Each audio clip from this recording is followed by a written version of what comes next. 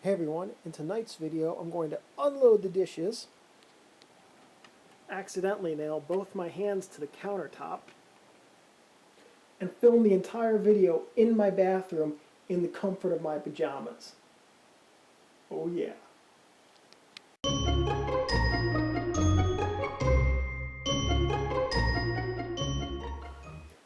Hey everyone, first back to format.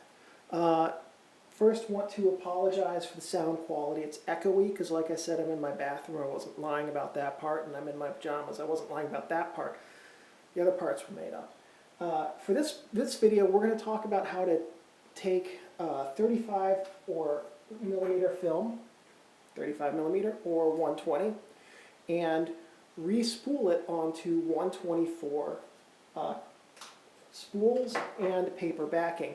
This was a specific request by a viewer, and so I want to thank you for that. And that's what inspired this video. So I thought I might do a little bit more with this video than just that. And one of the things that I'm going to do is I'm going to show you this setup that I have in my new apartment here. What you're looking at, that's masking tape with some writing on it. And up there we have a clothespin, which I nailed into the wall in 2 nails, one through here and one through the back, which split it, and that's really ugly. That's not going to last forever. So then I have, panning down here, different films, different pieces of masking tape. And so what they say are 16 millimeter up at the top, 828, 127, you can see where this is going, 120 and 616, 124 and 116. I am still missing I'm still missing 220 from the collection, but I will have that soon. I have a roll of 220 coming back. So as soon as I get 220, everything on this tape is going to be in the video description to help you out with some of your respooling. As soon as I get the 120 or 220 back, I'll put that information down below. So next thing you're going to need is an empty 124 spool and 124 backing paper. You're going to need masking tape. So the first thing to do is to figure out how thick the masking tape, or how much masking tape you're going to need. So there's 124 way down there. Okay, so here's 124. It's 124 and 116 sizes. They are 39 inches long. That's how long the film has to be, or 844 millimeters for the rest of the world. This is the width of the paper backing. So here you can see the 124 paper backing is just slightly longer than the lines here. That's so that the tape doesn't overlap it. So the first thing that I need to do is tear off a piece of masking tape. Now you don't have to have a piece that's that wide, you just don't want to go any wider than that. So that's wide enough to get 35 millimeter, and it's less wide than the maximum width. So I'm going to put this off to the side where it's safe. What I do is, since I've got to do this in the complete dark, since we're not actually going to go into the complete dark in the video, but I put this someplace where I can find it easily, taped to a mirror, the doorknob, something like that. Always the same place, just so I know where it's going to be. Next thing we're going to need to get is the scissors and some 35 millimeter film. So now at this point in real life you need to be in the dark, okay? So this film's already ruined, but so your film can't be in the light. So what you need to do is turn out the lights and take your film outside, out of the cassette, out of the 35 millimeter cassette that it's in. Now you need a 24 exposure roll for this. And so you take the film out, 24 exposures will work okay. You might lose part of a frame at the very end, or you might not actually. And then you put it into the clothespin up here. This is going to hold it for you. And we'll pan back a little bit, and I'll show you what happens next. Okay, so I've got the film clipped to the clothespin up above. This is a 20 exposure roll. So 20 exposures is just barely long enough. Now if you have a 24 exposure roll, sorry about that big pajama arm in this in front of you. If you have a 24 exposure roll, you want to cut it off right about here. And in the dark, you'll feel for the difference in texture between your wall and the masking tape. And use masking tape because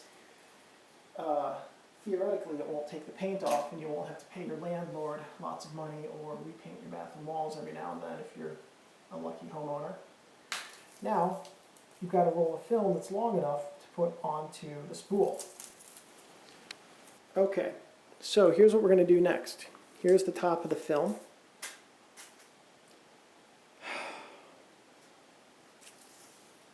Here's the top of the film. So I've got the masking tape someplace where I can easily find it. Now again, remember, all this has to be in the dark. So this isn't going to be exactly perfect in all probability. What you want to do is try to get it, so feel it this way. So you've got the masking tape on your fingers, moving out from the edge of the film. Try to have the masking tape end at about the same time when your thumbs get to the end of the masking tape and touch just your fingers, that's approximately the same time. Now the next thing you need to do is get your backing paper out and find the spot where the tape goes. This backing paper is going to be really old, so it's going to have a lot of curl to it.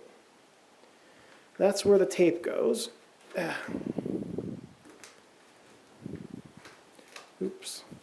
The hard part about this is getting the tape, or getting the film rather, to be roughly evenly aligned down the middle in the dark. Okay. Now we're going to roll this whole thing up. And if I've done my job correctly, this film will end with exposure 6. Exposure 6 ends right there. It actually goes a little bit further. So my measurement of 39 inches looks like it's about 4 inches too long. It's about 100 millimeters. And that's okay, because that'll give you a little bit of extra insurance film at the end you can use. I wouldn't recommend taking a whole other exposure with it, but it can make sure you don't accidentally cut off an exposure. So there you go. Now the next thing we've got to do is put that onto the spool. Okay? This is actually the hardest part of the operation. You'll want to practice this in the light a couple of times. So you've got to thread this onto the spool. There we go. Get it centered. And this usually, at first this took me about 6 or 8 tries to do in the dark. It takes a lot of dexterity. And you want to make sure when you're putting it on that the exposed side is going on first. And when you wrap this, you need to make sure that if you're loading it correctly, then the untaped side is the one that you load first, which is why this is such a pain. Oh, man. Paper is old. It's not cooperating. I just dropped the paper and now all the film's out of alignment. Gosh dang it. This is why it takes me like an hour and a half to do 2 of these. I should change the name of my YouTube channel to I Suck at Photography. Okay. I could also change it to I Suck at Video Making. That would be appropriate too. Alright. So, we want to try and make sure that this stays snug the whole time. Oh, man. I've made literally no progress in the last 4 minutes. None. Okay. Now we're cooking with gas. Or maybe it's now we have gas. I forget how that one goes. Okay. Now remember, again, all of this has to be done in the dark. So you can see I don't have it quite perfectly lined up. That's part and parcel to doing things that aren't really supposed to be done. Now, one of the disadvantages of this is you're only going to get a very small portion of the image circle on the film, which means you'll get 6 shots, but they're going to be extreme panoramas. And so they're about 5 normal 35 millimeter frames wide and 1 tall. So when you do this, you're going to get to the end and there's going to be a little bit of excess film. So you'll have to untape it. Another good reason to use masking tape because it untapes easily. There we go. Ugh, man, so sore and tired. My arms are literally going numb from holding this up here like this. Normally when I do this, I'm holding it on my lap, so it's a little bit easier to do. Okay, guess what? That one's done in record time. Now, specifically I was asked about using 120 film for this procedure. As you can see, 120 film is only 29 and a half inches, 650 millimeters, give or take. And so it's not long enough to give you all of the film coverage in the 124. Now let's say that you were to use 120 film. You would, oops, upside down.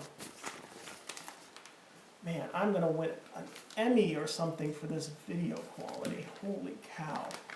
Okay, so you'd actually only get about 4 and 5 frames in, part of...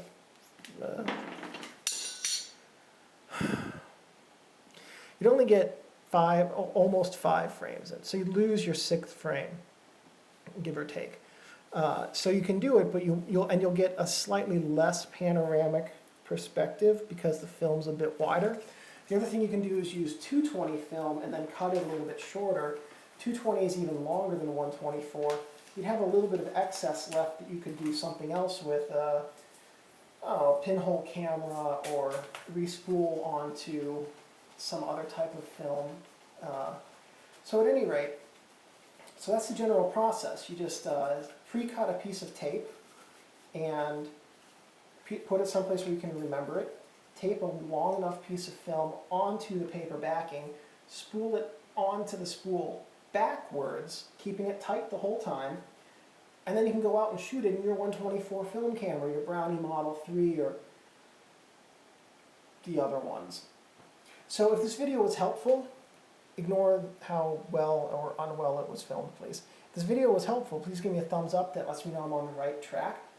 You can subscribe by clicking the subscribe button that's somewhere down here. They keep moving it on me.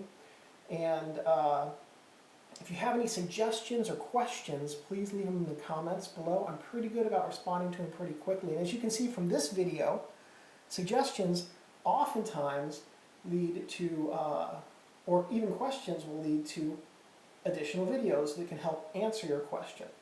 So one last thing before I go. Oh, 2 last things before I go. First is, thank you guys for watching. And the second is, here's some photos taken with 35 millimeters film spooled onto that backing paper and developed so you can see how they look.